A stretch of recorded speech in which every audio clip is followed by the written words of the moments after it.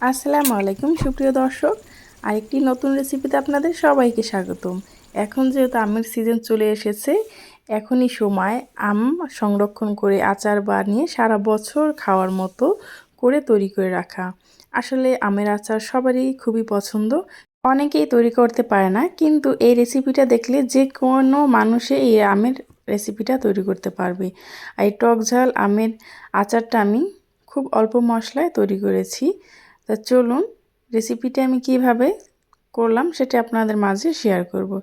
এখানে আমি 1 কেজি পরিমাণ আম নিয়েছি। সেই আমটাকে আমি ছোট ছোট করে কেটে ধুয়ে পরিষ্কার করে নিলাম। দেখতে পাচ্ছেন আমি খোসা সহই কিন্তু আমটা দিয়ে দিয়েছি। আর এখন যেহেতু আমটা একটু নরম মানে আঠি হয়নি, সেই জন্য এই আমটাকে লবণ পানি দিয়ে আমি 2 ঘন্টা ভিজিয়ে রেখেছি। আমের যে একটা টক সেটা যাতে কিছুটা কমে যায়।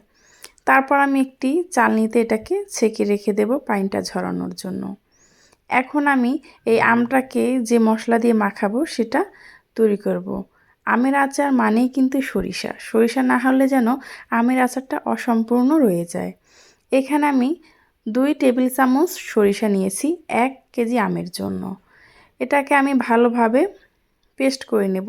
তার মধ্যে আমি দিয়ে দেব কিছু শুকনা মশলা। এখানে আমি দিয়ে দিলাম 1 চামচ হলুদ গুঁড়ো এবং 1 চামচ মরিচ গুঁড়ো। এখন দিয়ে দেব 1 চা চামচ আদা বাটা এবং 1 চা চামচ রসুন বাটা। এগুলো দিয়ে আমি একসাথে মিক্স করে নেব, আলাদা করে দেওয়ার কোনো প্রয়োজন নেই। এগুলো সরিষার সাথে দিলে কি হবে, সরিষাটা তিতা লাগবে না। এখন আমি যে আমটাকে ঝরানোর জন্য রেখে দিয়েছিলাম সেটা এখন দিয়ে দিচ্ছি। আমটা খুব সুন্দরভাবে পানিটা ঝরে গেছে। এখন আমি যে পেস্টটা তৈরি করে রেখেছিলাম সেটা এখানে আমি বেশি করেই দিয়ে দেব। আমি যখন আমটাকে বাগার বা ফোড়ন দেব তখন কিন্তু আমি আলাদাভাবে কোনো মশলা ইউজ করব না। যেমন অনেকেই কিন্তু এই সরিষা বাটাটা তখন দিয়ে থাকে, আমি তখন দেব না, সেজন্য এখানে একটু বেশি করে মেখে দিয়ে দিলাম। এখন আমি 2 ঘন্টার জন্য রোদে শুকিয়ে দেব।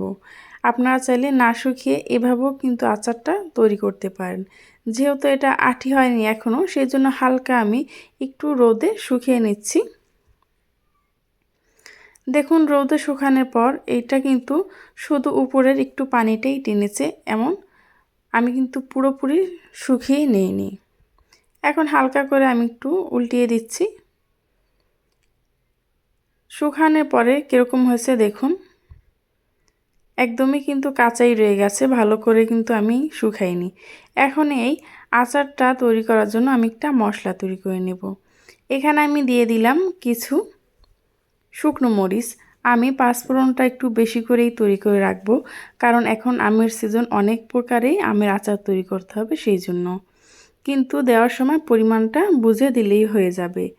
এখন আমি এখানে কেনা যে পাঁচফোড়নের প্যাকেট থাকে সেটার একটা দিয়ে দিলাম। 1 প্যাকেটের জন্য আমি 15টা মরিচ দিয়ে দিলাম। এখানে এই মরিচটা একটু ঝাল কম, ঝালের পরিমাণটা বেশি হলে সেটা বুঝে শুনে দেবেন। এখন আমি হালকাভাবে আগে কিন্তু মরিচটাকে টেলে নিয়েছি, তারপর পাঁচফোড়নটা দিয়ে চুলাটা বন্ধ করে নেড়ে চেড়ে নিয়েছি যাতে করে পাঁচফোড়নটা পুড়ে না যায়। তারপর আমি এটাকে ব্লেন্ডারে ব্লেন্ড করে নিয়েছি। আপনারা চাইলে শিলপাটাও করে নিতে পারেন। আমি এখানে 1 কেজি আমের জন্য 250 গ্রাম সরিষার তেল ব্যবহার করেছি। এখানে দিয়ে দিলাম 2টা রসুন কোয়া ছাড়িয়ে। তারপরে দিয়ে দেব হাফ চা চামচ পাঁচফোড়ন, যে গোটা পাঁচফোড়নটা আছে সেইটা। এভাবে করে কিন্তু আপনারা সংরক্ষণ করতে পারবেন সারা বছর। আর এই আচারটা এতটা মজা, সেটা আপনারা বাসায় তৈরি না করলে বুঝতে পারবেন না। এখন আমি এখানে আবারও দিয়ে দিলাম 7-8টার মতো শুকনা মরিচ। এই মরিচটার জন্য খুব সুন্দর একটা ফ্লেভার আসবে যখন এটা ভিজানো থাকবে তেলের ভিতরে, আচারের ভিতরে। এখন একটু ভালোভাবে নেড়েচেড়ে ভেজে নিচ্ছি। তারপর আমি এখানে দিয়ে দিলাম 1 চামচ আদা বাটা এবং 1 চামচ রসুন বাটা, চা চামচের 1 চামচ করে। তারপর এটাকে ভালোভাবে ভেজে নেব। খুব সুন্দরভাবে যখন ভাজা হয়ে যাবে, খেয়াল রাখতে হবে মশলাগুলো যাতে পুড়ে না যায়। এইদিকে খেয়াল রাখবেন, কারণ মশলা পুড়ে গেলে আচারের স্বাদটাই কিন্তু নষ্ট হয়ে যাবে। আমার এখানে আদা রসুন এবং মশলা খুব সুন্দরভাবে ভাজা হয়ে গেছে। সরিষার তেল সেজন্য কিন্তু ফেনা উঠছে, কোনো সমস্যা নেই। নতুন আপুরা হয়তো যারা এখনও তৈরি করেননি হয়তো বুঝতেই পারবেন না যে ফেনাগুলো কিসের জন্য উঠছে। সরিষার তেলে এমনিতেই ফেনা ওঠে। এখন যে আমগুলো আমি 2 ঘন্টা রোদে শুকিয়ে নিয়েছিলাম সেই আমটাকে দিয়ে ভালোভাবে নেড়ে চেড়ে মিশিয়ে নেব। মেশানোর পরে আমি ঢাকনা দিয়ে ঢেকে এটাকে 3 মিনিট রান্না করে নেব। 3 মিনিটে এটা খুব সুন্দরভাবে সেদ্ধ হয়ে যাবে, কারণ এটাতে এখনও আটি হয়নি সেই জন্য। আটি হওয়া আমগুলো একটু শক্ত হয়ে থাকে। আটি ছাড়া আমও কীভাবে একদম আস্তে আস্তে কীভাবে রাখতে হয় সেটা কিন্তু এই রেসিপি ফলো করলে আপনারা খুব সুন্দরভাবে তৈরি করতে পারবেন।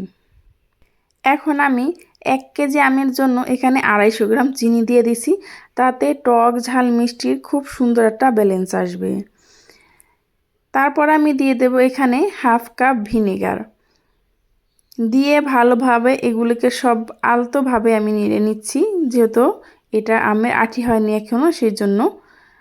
যাদের আমে আটি হয়েছে তারা একটু ভালোভাবে নাড়াচাড়া করলেও কোনো সমস্যা নেই, কিন্তু এটাতে যখন আটি হয়নি সেই জন্য আমি খুব আস্তে আস্তে এটাকে নেড়েচেড়ে মিশিয়ে নিচ্ছি। এখন আমি এটাকে রান্না করে নেব যতক্ষণ না পর্যন্ত আমের গায়ে পানির যে ভাবটা আছে সেটা যতক্ষণ না পর্যন্ত শুকিয়ে যায় ততক্ষণ পর্যন্ত আমি এটাকে মিডিয়াম আঁচে রেখে রান্না করে নেব। এর ভিতরে আমি হালকা হালকা করে একটু নেড়েচেড়ে মিশিয়ে দেব, যাতে আমগুলো ভেঙে না যায় বা গলে না যায়। এই পর্যায়ে এসে এখনও যারা লাইক দেননি প্লিজ একটি লাইক দিয়ে ভিডিওটি কন্টিনিউ করবেন। প্রথমেই দেখছেন আমি কিন্তু লবণটা ব্যবহার করিনি, কারণ প্রথমে আমি যদি লবণটা ব্যবহার করতাম তাহলে কিন্তু আমগুলো একদম গলে যেত, সেই জন্য আমি লবণটা তখন ব্যবহার করিনি। এখন আমি এখানে দিয়ে দিচ্ছি চা চামচের 1 চামচ বিট লবণ এবং 1 চামচ খাবার যে লবণটা সেইটা। তারপর আমি ভালোভাবে একটু মিশিয়ে নেড়ে চেড়ে দিচ্ছি। এই অবস্থায় আপনারা চেক করে নিতে পারেন লবণ মিষ্টি সব কিছু ঠিক আছে কিনা। যদি লবণ মিষ্টির প্রয়োজন হয় এই অবস্থায় কিন্তু আপনারা একটু দিতে পারেন। আপনারা কখন বুঝবেন যে আচারটা আপনাদের রান্না পারফেক্ট হয়ে গেছে? যখন দেখবেন একদম তেলটা ক্লিয়ার হয়ে গেছে তখনই বুঝতে হবে আপনাদের আচারটা সুন্দরভাবে রান্না হয়ে গেছে বা তৈরি করা হয়ে গেছে। এখন আমি যে পাঁচফোড়নটা তৈরি করে রেখেছিলাম সেটা এর ভিতরে দিয়ে দিলাম 1 চা চামচের মতো, দিয়ে আমি ভালোভাবে আবার একটু হাতে নেড়ে নিচ্ছি। এখানে বেশি পাঁচফোড়ন দিলে কিন্তু ভালো লাগবে না খেতে। আপনারা দেখতেই পারছেন পাঁচফোড়নের পরিমাণটা কতটুকু দিয়েছি।